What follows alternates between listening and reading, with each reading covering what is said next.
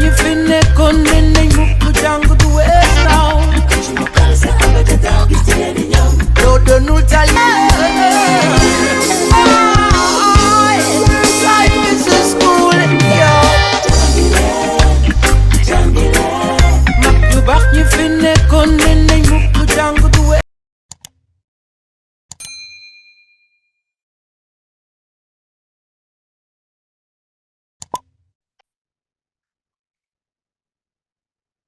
Alors, on va continuer pour la dernière question. C'est ici la question 2-3. La question 2-3.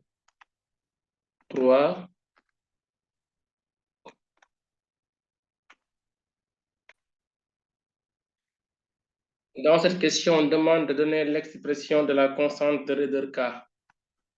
L'expression de K.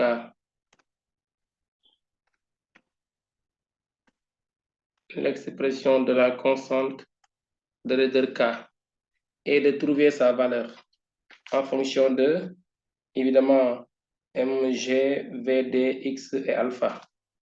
Il demande ici d'utiliser la variation de l'énergie mécanique entre D et E. En fait, le solide arrivé en D, il comprime le ressort jusqu'en E. Il s'arrête là-bas. Maintenant, il demande de trouver la constante de Ryders K. Alors, il n'y a pas de frottement entre D et E, donc l'énergie mécanique se conserve. Cela veut dire que l'énergie mécanique en D égale énergie mécanique en E. En D, c'est énergie mécanique en D, c'est cinétique plus potentiel de pesanteur. Cinétique, c'est 1/2 de m v carré D. Potentiel de pesanteur, c'est mg facteur de zd moins z de l'état de référence. En E, c'est les trois, cinétique, pesanteur et élastique. Sauf que cinétique sera nul parce que la vitesse en E est nulle, mais quand même on l'écrit. Donc c'est m 1/2 de m v carré E plus mg facteur de ZE moins ZREF plus ici toujours dans cette partie-là 1/2 de K facteur de X carré E moins X de l'état de référence au carré. Alors, ZREF, c'est nul. C'est le point B. ZB égale Z de l'état de référence de l'énergie potentielle de pesanteur. XREF aussi est nul, c'est XD. Donc, le point D, il est choisi comme origine de l'état de référence des énergies potentielles de potentiel élastique. La vitesse en E aussi est nulle parce que le solide comprime le ressort et s'arrête en E. Il va rester quoi finalement?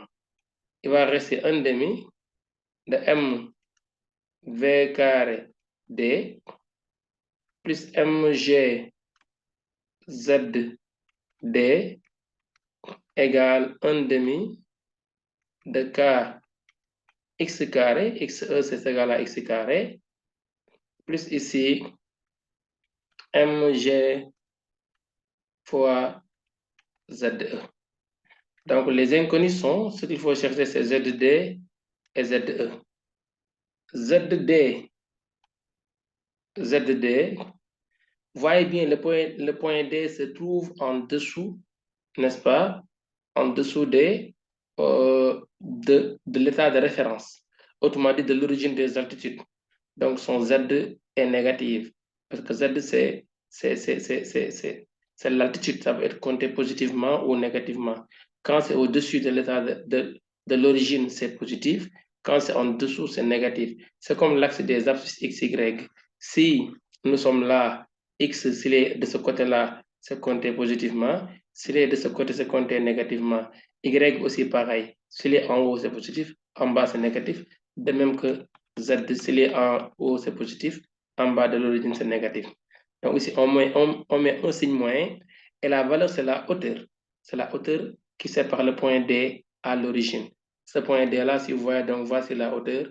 On l'avait déjà trouvé précédemment, mais on met un signe moins seulement pour ici avoir BD sinus alpha. Voilà ZD. Et aussi, ZE, c'est encore négatif. Mais ZE, on va essayer de représenter ZE. Si vous voyez là, le point E, il est ici. Donc, voici le point E. Il est là.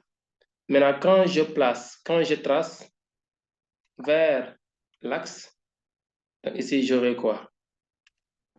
Donc, de E à l'axe, c'est ça. Donc, ZE, en réalité, c'est de là à là. C'est de l'origine en ce point-là projeté.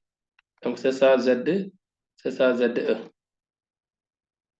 Donc, c'est de l'origine ici en B jusqu'ici. Donc, c'est ça ZE. Voilà, donc ça s'arrête là. Maintenant, cette partie-là que vous voyez là, qu'on va appeler H', et on prendra sa valeur algébrique, comptée négativement, parce que c'est en dessous de l'origine des altitudes. L'angle alpha là, il revient aussi toujours là. Donc, c'est toujours cet angle-là qui est alpha par angle correspondant. Maintenant, l'hypoténuse de ce triangle qu'on va utiliser, ça part de B en E. Or, de B en E, c'est BD plus DE. Donc, ici, on aura H' égale à BD plus DE fois sinus de alpha. Or, DE, c'est X. Donc, si je remplace, j'aurai ici DE multiplié par, ici, donc, excusez-moi, c'est BD plus DE. BD plus DE qui est X multiplié par sinus de alpha. Donc voilà ZD. Alors, ZD, ici on aura finalement 1/2 de M V carré D plus MG. Ah, excusez-moi, ici on va avoir moins parce que ZD c'est négatif. Donc le signe moins entre directement. Moins MG fois BD sin alpha égale 1/2 de K X carré moins aussi MG facteur de BD plus X sin alpha. Voilà ce que nous avons ici. Maintenant, quand on développe, on aura 1/2 de M V carré D moins MG BD sin alpha égale 1/2 de K X carré moins MG BD sin alpha moins MG X sin alpha. Voilà ce qui se passe. Et les deux se neutralisent. Si se neutralise, il va me rester 1/2 de M V carré D, 1/2 de M V carré D égale 1/2 de K X carré moins MG fois X sinus alpha. Voilà ce que nous avons ici.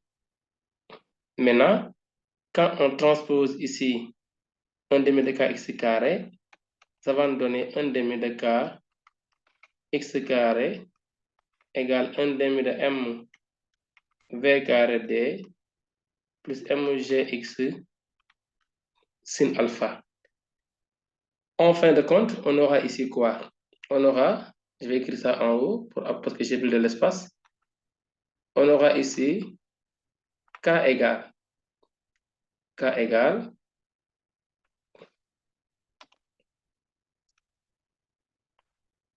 On aura K égale M V carré D plus, je multiplie partout par 2, plus 2 fois mg x sinus alpha, le tout divisé par x au carré. C'est ça K. Donc, par application numérique, on va trouver K égale à 8160. 8160 newtons par mètre. Voilà la constante de raideur K du ressort, son application numérique. Et c'était ça l'exercice numéro 4 du devoir de la composition. Merci de votre aimable attention et bonne compréhension.